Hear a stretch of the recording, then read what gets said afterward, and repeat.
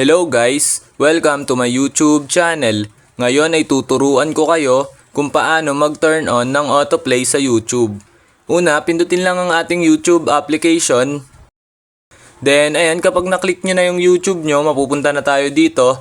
Then, ang kasunod nyong gagawin lang is pansinin nyo sa baba, dito sa corner, yung U na nakasulat. Then, i-click nyo lang yung U. Ayan, then kapag naklik nyo na yung U, mapupunta na tayo dito. Then, ang gagawin nyo lang kapag nandito na tayo is pansinin nyo lang sa upper part yung setting signs which is nasa right corner. Then, i-click nyo lang yan. Then, ayan, kapag na-click nyo na, mapupunta na tayo dito sa settings. Then, ang gagawin nyo lang kapag nandito na tayo sa settings is scroll up nyo lang.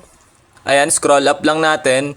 Then, kapag na-scroll up na natin, hanapin lang natin yung playback na nakasulat which is na ito siya, ito yung playback. Then, kapag nakita nyo na, i-click nyo lang yung playback.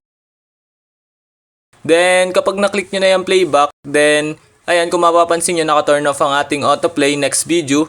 Then, ang gagawin nyo lang, i-click nyo lang ito. Ayan, i-click nyo lang yan. Then, kapag nag-blue na siya, it means naka-turn on ang ating autoplay dito sa YouTube. Ayan, kung mapapansin nyo, kulay blue na siya. Ayun, ganun lang na mga dali mag-turn on ang autoplay dito sa YouTube. Ayun lang. Thanks for watching. Subscribe me for more videos like this. Thank you.